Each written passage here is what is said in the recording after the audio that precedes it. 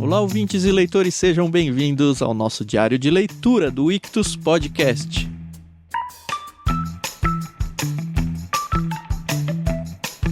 Hoje nós vamos continuar conversando sobre os irmãos Karamazov de Fyodor Dostoiévski e estamos no livro 11, Ivan Fyodorovich, e o que eu considero talvez o capítulo mais legal até agora, capítulo 8, a terceira e última conversa com Smerdyakov. Você está tão empolgada quanto eu, Carol? Nossa, eu tô muito empolgada. E ó, pessoal, primeiro boa tarde, né, pra quem tá nos ouvindo, aqui é a Carol Simão. E, poxa vida, eu demorei muito pra ler esse capítulo, porque eu achei que ia ser super longo, e eu falei pro Tan, não, vai dando aí um tempinho, a gente tem uma gordura pra ir queimando e tal. Só que aí eu peguei pra ler e, putz, por que eu não li antes? Porque é muito bom e muito rápido, caramba. O pior é que a Carol só me avisou que ela ia ler depois que eu já tinha lido. Então eu tinha todo o conteúdo dele, tava desesperado pra conversar sobre o capítulo e não tinha com quem, já pensou? Desculpa, Thiago, eu vou melhorar. Não, foi bom, o que me faz pensar que talvez esses áudios aqui, pra quem tá fazendo o diário de leitura com a gente, façam tanta diferença quanto faltou pra mim de ter a chance de conversar sobre isso. Então, mesmo que você ouvinte aí não esteja de fato conversando em mão dupla aí com a gente, você ouvir talvez o que a gente tá conversando aqui seja um jeito de conversar sobre um livro que faz alguma diferença aí pra você. Lembrando que tem o canal no Telegram, né? Que dá pra você, de uma certa forma, conversar com a gente também sobre o livro. Se você ainda não sabe o que é isso, a gente tem um canal no Telegram onde a gente conversa sobre tudo do Clube Ictus, inclusive sobre o diário de leitura. Se você quiser fazer parte, é de graça, é só ter o Telegram instalado e procurar por Clube Ictus ou acessar t.me/Clube Ictus. Lembrando que ICHTHUS para escrever Ictus. Bom, acho que sem mais delongas, primeiro eu tenho que parabenizar o Tan, porque ele acertou. Uau! Sabe o que foi mais legal? Agora que já acalmou tudo, baixou a poeira e a gente tem informações, né? Informações, preciso de informações. O mais legal foi ter tido a experiência de leitura e no meio do livro a gente ter um meio que spoiler na entrevista com o André Hank, que falou pra gente que, olha, até o final do livro não dá pra saber nada. Não dá pra saber quem matou. E a gente falou, pô, que droga, né? A gente vai ficar só nas teorias e tal. É. Parece que ele estava errado, né? Pois é, exatamente. E deixou o livro mais legal ainda, o fato dele estar errado, né? Foi mais legal ler achando que não ia ter nada do que se a gente não tivesse nenhum spoiler errado.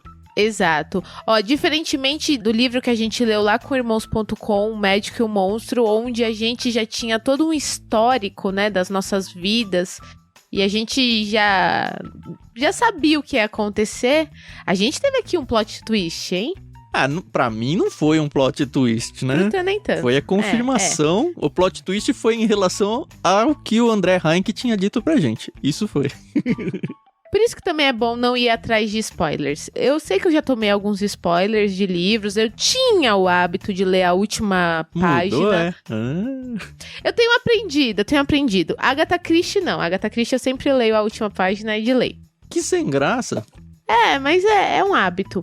Mas eu tenho evitado tanto ler a última página do livro quanto assistir trailers de filmes.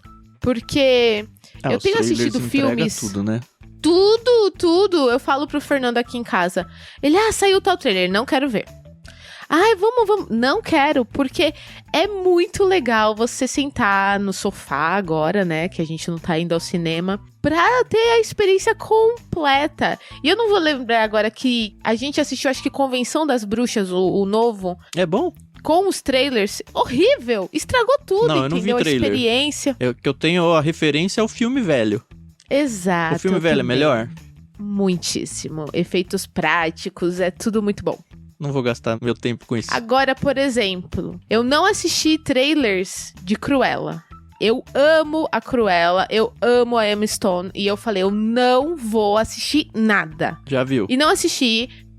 Saiu agora no Disney Plus, sem ser o Prime, né? Porque nós não temos, né, cara de palhaço. Enfim, assisti. E foi muito bom, porque eu não me decepcionei, entendeu? A gente já sabe o que vai acontecer na história. E você fala, ok, eu não tive surpresa nenhuma no sentido de que eu já tinha visto isso diferente no trailer. Então eu tô nessa. Eu tô tentando evitar tomar spoilers de tudo que é forma, de todas as mídias que eu acompanho, entendeu? Eu tô fazendo isso, inclusive, nas notícias do Brasil e do mundo. Eu não tomo spoiler de nada, eu nunca vou atrás de nada. Eu sou um dos seres mais alienados do ano. Isso tem sido tão bom. É tão triste falar isso, né? Infelizmente, né, na atual moda do fake news, a gente não sabe o que realmente é fake e o que é real, então é melhor não acompanhar nada.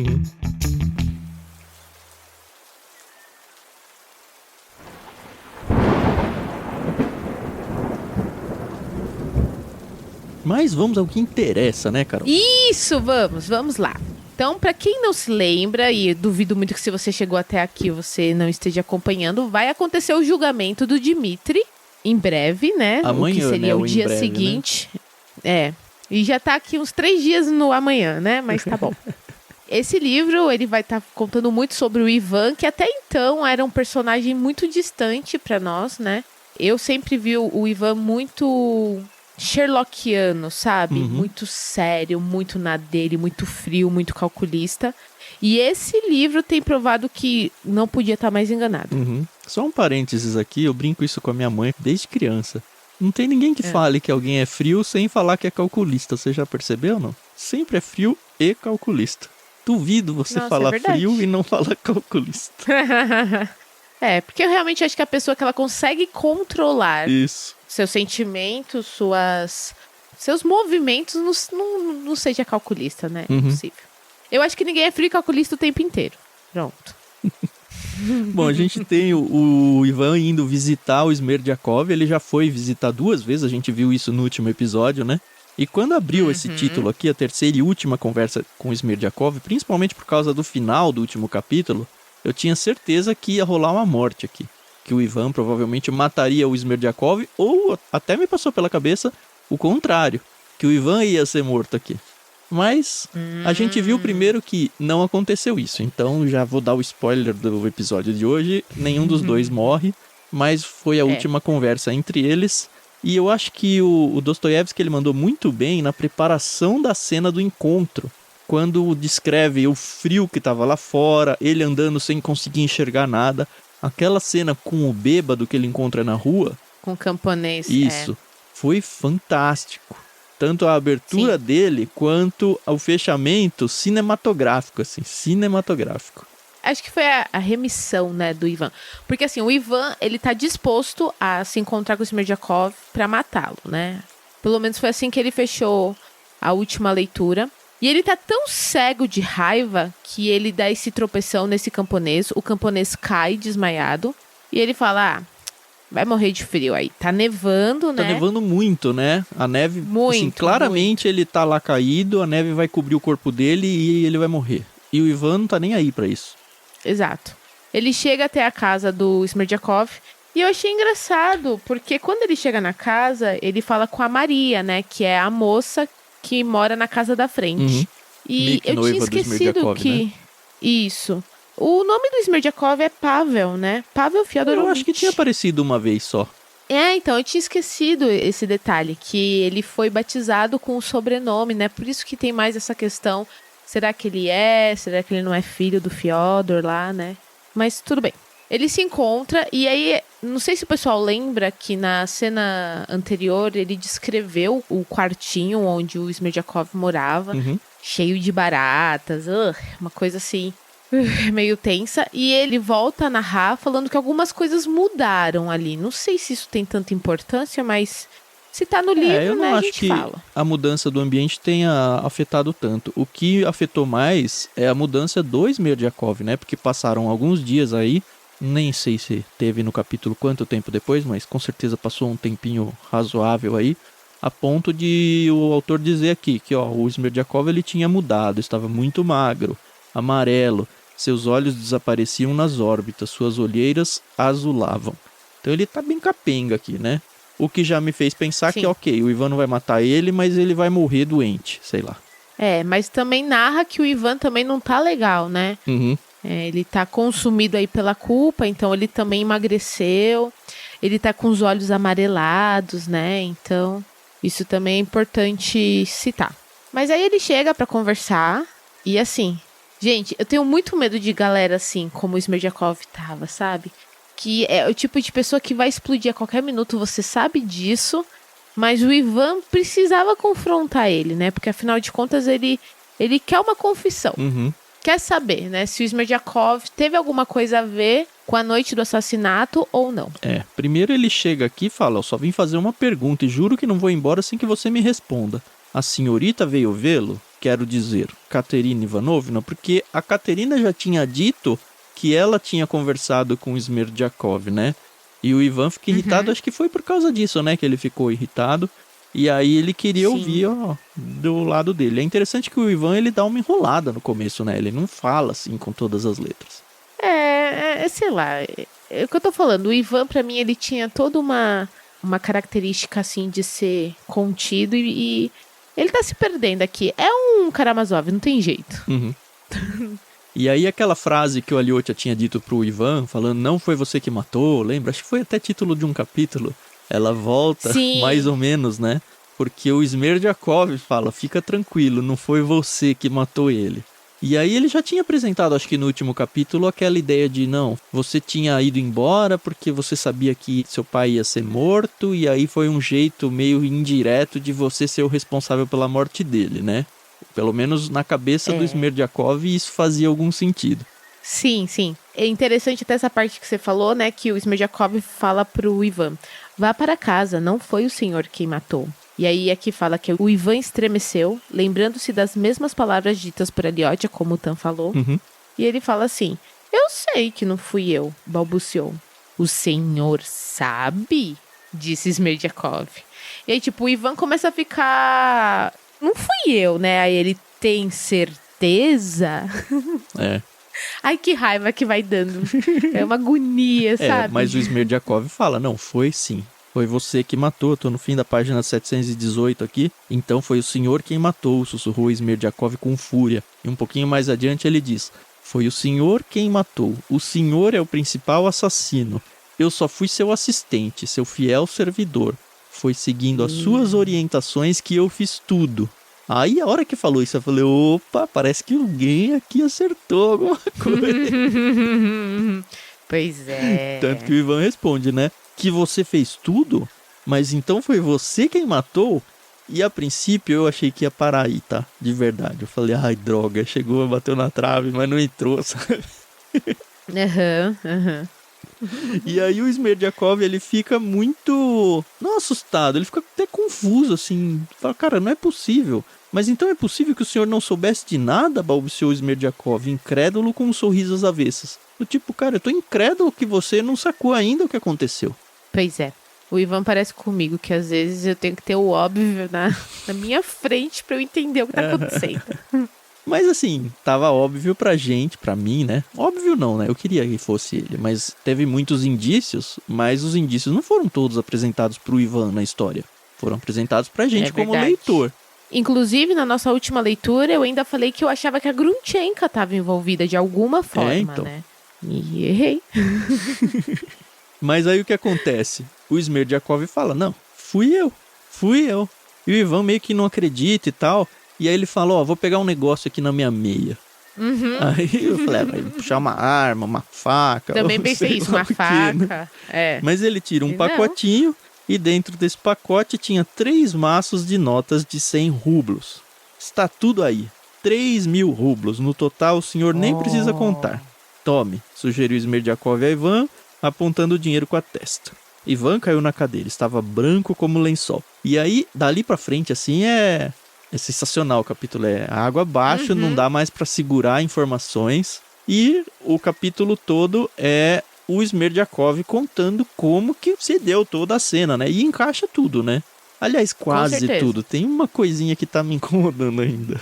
Mas a gente vê no final do capítulo. Tá bom. Então, a gente percebe aqui que, na verdade, o Smerdyakov, ele achava que tinha a bênção do Ivan pra cometer o assassinato, mas ele acreditava que ele não ia precisar chegar...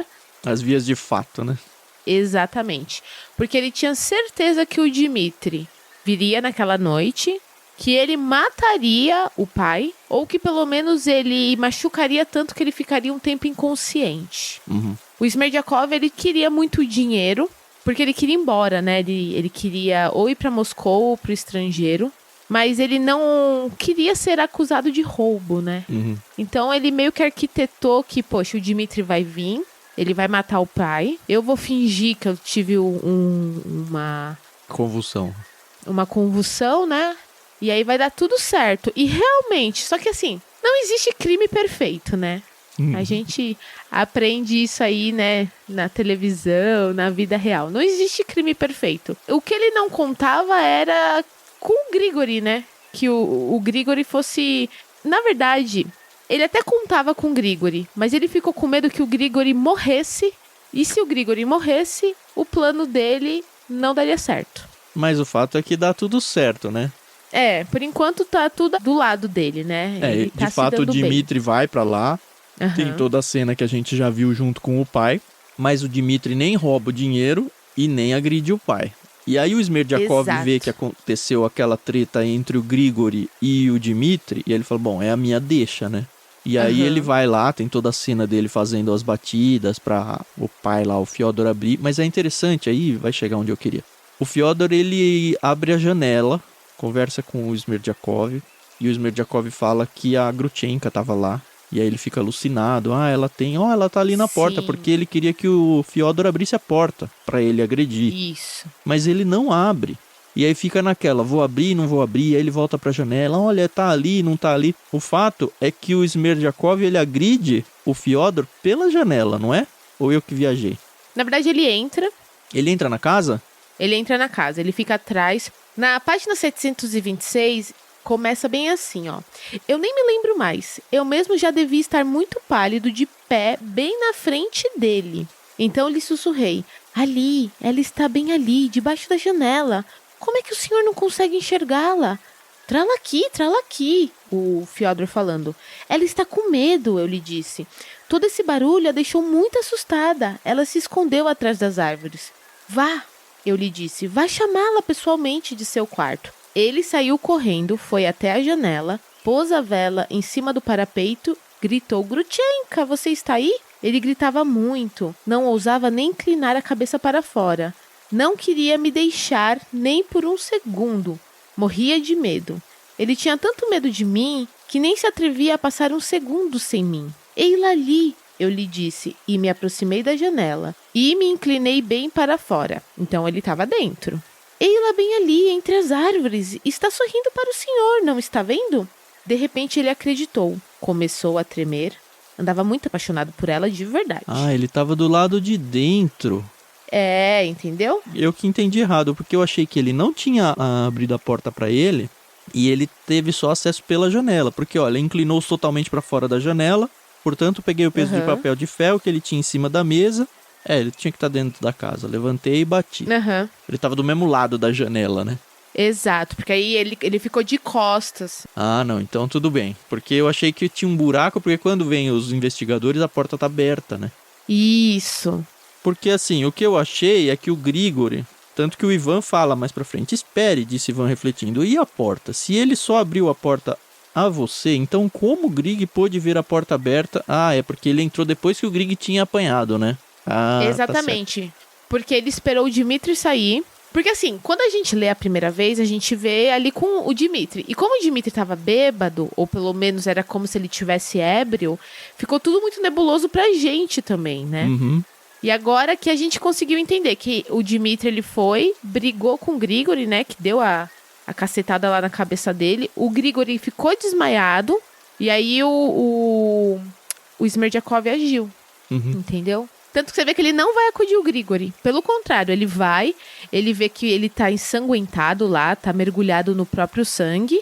E aí ele vai e age com o Fyodor. Depois ele volta e começa a fingir que tava ainda com as convulsões epilepsia, dele, né? Porque ele queria que a Marfa acordasse para encontrar o Grigori. Então ele começa a fingir e gritar alto para que ela fosse acudir e percebesse que o Grigori não tava na cama, e funciona. E o bizarro, assim, é que ele fala, não, mas os médicos, o Ivan fala, né, os médicos falaram que você tava mó ruim, né, como que você conseguiu? Ele falou, não, no dia seguinte eu comecei a ter crise de verdade. Pois é. Uma coisa que eu achei interessante é que o Smerdjakov orientou o Fyodor a esconder o dinheiro em outro lugar. Lembra que ele sempre guardava o dinheiro embaixo do travesseiro? E o Smerdjakov falou, não, põe atrás dos santos. Porque ele realmente estava com a intenção de roubar. Uhum. O que, obviamente, para nós isso faz toda a diferença. Porque o Dmitry sabia que o dinheiro ficava embaixo do travesseiro. Mas ele realmente não roubou o pai. Uhum. Só se o Smerdjakov tá dando uma de muito louco aqui, não, mas entendeu? o Smerdjakov pega, joga os papéis lá.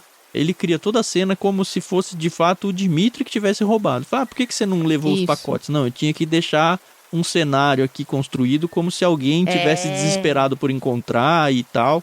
E ele faz muito bem. Nem leva o dinheiro com ele, porque, enfim, dali ele tem uma convulsão de verdade, fica um tempo no hospital. Ele esconde numa árvore oca que tem do lado da casa ali. E pega muito tempo depois, né? E é exatamente esse dinheiro que ele tá apresentando pro Ivan. E ele tá devolvendo o dinheiro, né? Ele fala, não quero esse dinheiro. Na verdade, o que ele queria é que a Grutchenka não ficasse com o dinheiro, o Dmitry ia ser preso, ia ser condenado no lugar dele. O dinheiro ia ser, o dinheiro da herança, né? Ia ser dividido entre os outros dois irmãos, o Alyosha e o Ivan. E o Ivan, que na cabeça do Smerdjakov é o coautor aí do assassinato, ou pelo menos o principal envolvido, ele ia recompensar ele financeiramente. Porque, olha, agora você tem dinheiro. Pois é. O Ivan até fala, não, você ia ficar me chantageando, né? Pro resto da vida. Assim é muito fácil, né? Na verdade, o Smerdjakov, eu acho que ele nem pensava na palavra chantagem. Ele pensava realmente na recompensa, né? Poxa, ó, eu resolvi teu problema, você falou que era pra eu fazer isso, e eu fiz. Então agora, nada mais justo do que você me pagar. Só que o Ivan nunca falou, né? Isso aí veio tudo na cabeça dele, né? Pelo menos eu não entendi que o Ivan queria tanto a morte do pai assim, a ponto de plantar essa ideia na cabeça do Smerdjakov. Sabe o que acontece? É que é tudo, assim, uma trama muito bem construída, né? Porque teve toda aquela questão do Fyodor não se dar bem com os filhos, e o Smerdjakov estava sempre ali, e também era amiguinho de todo mundo, né? Então, eu acho assim, quando a pessoa, ela quer acreditar numa coisa, ela vai acreditar, entendeu? Sabe aqueles caras que se apaixonam muito facilmente pelas menininhas? É porque ela olhou diferente pra mim. Mas é porque ela sorria pra mim. Então, eu acho que ele tem mais ou menos essa linha de pensamento. Não, ele queria que eu fizesse isso. Ó os sinais que ele me deu. Só que o Ivan fala, quer saber? Amanhã no julgamento eu vou me entregar. Me entregar não, né? Eu vou te entregar, né? Exato, E aí ele fala, não, você não vai fazer isso. Porque se você fizer isso, eu vou dizer que você que plantou essa ideia, e por mais que você negue, a opinião pública vai ficar contra você. E outra, né? Quem disse que você não pegou esses 3.000 rublos do dinheiro que você tem aí só pra me incriminar, sabe?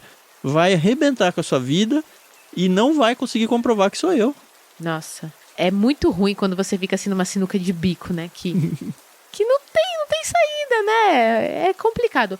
Eu, se fosse o Ivan, espero que eu nunca participe de um crime, mas eu ia contar tudo que eu sei, sabe? Olha, foi isso, entendeu? Ele entendeu dessa forma. O problema é que o Ivan tá se deixando afetar, entendeu?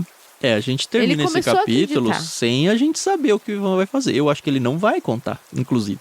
Porque ele fica naquela. Lembra, ele é um cara todo preocupado com a estima dele diante da sociedade, toda a pompa. Ele vai arriscar colocar tudo isso no lixo. Para salvar o quê? O irmão que ele já não gosta, que aliás ele nem sabe se ele vai salvar, porque o próprio Smerdjakov falou, você vai só fazer barulho, mas não vai conseguir mudar nada das investigações, vai continuar tudo igual. O Grigori viu a porta aberta, isso foi uma mão na roda para mim, porque na verdade a porta não estava aberta nada nessa hora, mas ele é tolo o suficiente para ficar dizendo que é. Não sou eu que vou desmentir, só vai gerar barulho para você. E assim mesmo o Ivan sai de lá, eu tive a impressão de que tentando se convencer de que ele vai fazer a coisa certa. Inclusive quando ele sai, ele tropeça de novo no bêbado lá, no mendigo, sei lá, que tá praticamente morto, já enterrado na neve. E meio que pra aliviar a consciência dele, Ivan, ele socorre o cara, leva num outro lugar e fala, ó, se tiver alguma custa com o médico, alguma coisa, pode cobrar de mim. Só que não foi por piedade a pessoa, foi por ele mesmo, assim, por piedade a ele mesmo. Pra ele se convencer de que, olha, de verdade eu sou uma boa alma.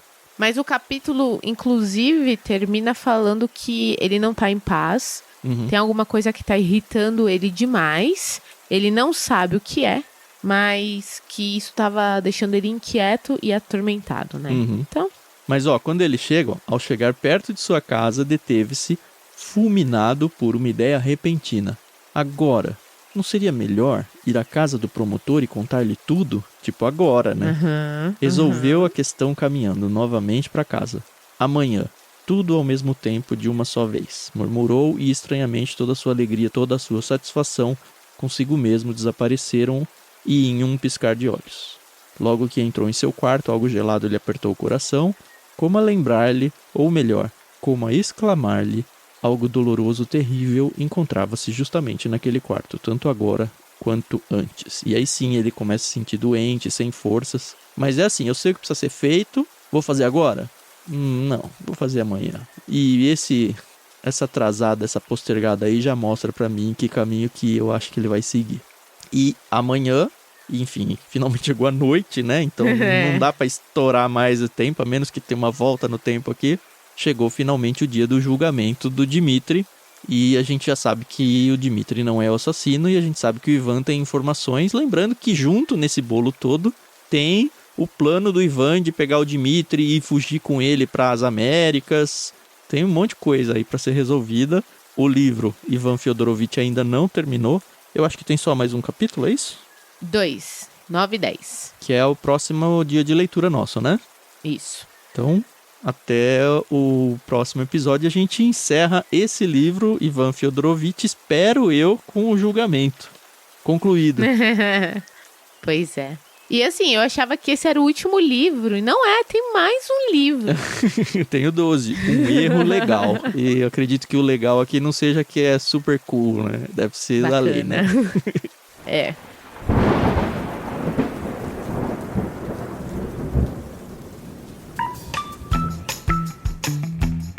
Bom, você tem alguma teoria, Thiago, do que vai acontecer? Não construí nada ainda. A minha teoria só vai até o Ivan vai chegar lá diante no julgamento e ele não vai falar nada. Eu acho que o Smerdyakov vai morrer doente a ponto dele não ser questionado ou interrogado. Vai ficar a palavra de um contra outro. O Ivan, mesmo que ele se apresente tentando defender o irmão, sem ter o Smerdyakov para ser questionado, vai ser um irmão tentando salvar o outro, sabe? Sem ter nada junto. Eu não sei se essa é uma coisa do Dostoiévski, essa é a segunda obra que eu leio dele, então eu teria que ler acho que pelo menos mais uma ou duas, não sei. Mas parece que é uma coisa muito presente na narrativa dele, que os personagens dele nunca estão felizes, né? Ou não acabam no felizes para sempre. Não tô reclamando, Sim, tá? mas você tem alguma constatando. previsão aí pra história, não? Sem contar spoiler que você já tem, hein? Então, na verdade, o spoiler que eu tinha já passou, que na verdade nem era um spoiler. Como eu ouço o audiobook, o título dos capítulos são diferentes. E alguns títulos, eles entregam o enredo da história. Ah, você tinha falado isso uns episódios atrás, né? Qual que era Isso, quando a morte do menininho lá. Do Ilyutia? Isso, que no título fala que ele vai morrer. E na nossa leitura fica no ar, né? É, mas a gente sabe que ele acabou morrendo, né? Enfim, pelo menos eu sei por causa do título do audiobook. Não, mas o livro, não temos essa informação ainda. Assim, na verdade eu não tenho nenhuma teoria. Eu acho que, na verdade, eu acredito que o Dmitri, ele vai ser condenado, realmente. Acredito que ele não vai ficar com a Grunchenka, mesmo porque a Grunchenka também está doente. Ela pegou um mal que a assolou pelo resto da vida. Não sei se ela morre tão no cedo. fim morre todo mundo, fica o Alyosha com a Grunchenka. Sabe que eu acho que no final a gente ainda vai dar boas risadas com a Koklakova. Caterina, você tem alguma ideia?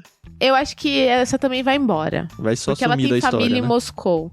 Acho que, tipo, sabe fim de novela? Fulano que quando tem muitos personagens e o autor tem que dar um fim, ele fala, fulano e ciclano se casaram e foram morar no Mato Grosso do Sul. Eu acho que é isso que vai acontecer com a Catarina, entendeu? Ela cansou de tudo, gastou a fortuna dela com quem não merecia e foi embora. Tem um trechinho de livro aqui ainda. Tá certo que a gente tem ainda pra resolver o que vai acontecer com o Dmitri. Mas a grande questão, assim, pelo menos pra mim, o que me amarrava na história era descobrir o assassinato. E eu já descobri. Então, o livro vai ter que dar uma melhorada agora pra justificar a quantidade de páginas que falta. A gente acaba criando algumas teorias, mas nada muito conclusivo. Mesmo porque aqui já aconteceu tanta coisa que eu teria que ouvir desde o primeiro dia. E a gente tá aqui no que dia hoje? 31º, eu acho. Enfim, aconteceu muita coisa, gente, muita coisa. Eu já não sou a mesma que quando comecei a ler esse livro. Tem um podcast aí que é bom pra ouvir e voltar a história desde o começo, viu? Ouvi dizer aí. Qual é? Tem um tal de diário de leitura aí. É do Cubitos, né? Mas é bom mesmo, acho que seria interessante a gente... É que acabam sendo capítulos, né, episódios um pouco mais longos, mas se dá uma aceleradinha, ainda fica bem agradável de ouvir. Sim. Pra dar uma recapitulada aí no que a gente tem conversado. E compartilhar com seus amigos, né? Vai que a gente sempre tem um amigo que gosta de um suspense, né? E gosta de ler.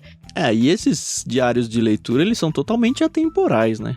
Você pode pegar qualquer um deles e começar a ler o livro e viver a experiência do comecinho junto com a gente e beleza. Acho que essa é a graça do podcast do Diário de Leitura.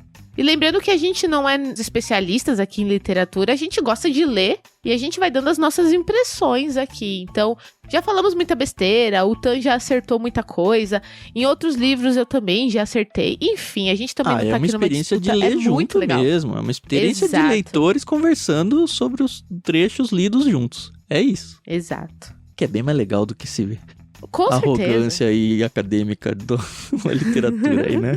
Vamos combinar. E olha que legal, poxa, assim que eu terminei de ler o capítulo, eu mandei uma mensagem pro Thiago, eu falei, caraca, meu. Eu devo dizer que eu não usei essa palavra, usei uma um pouquinho mais forte. Mas tá valendo, eu entendi seu sentimento.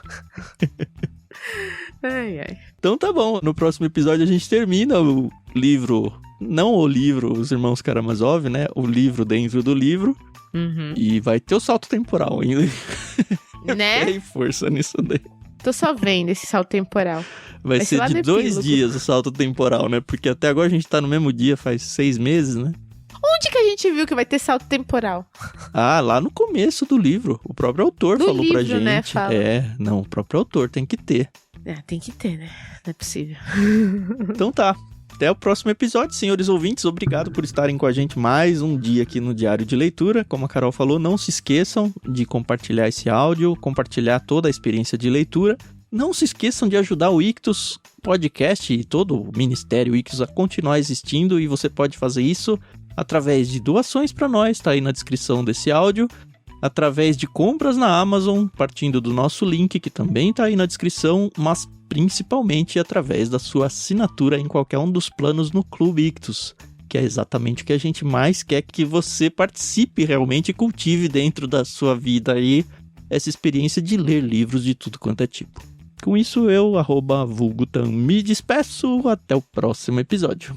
É isso aí, pessoal, a gente agradece pela paciência, desculpa aí se a gente tá falando alguma bobagem, mas a gente tá aqui pra se divertir. Então, a gente se ouve no próximo episódio. Até mais.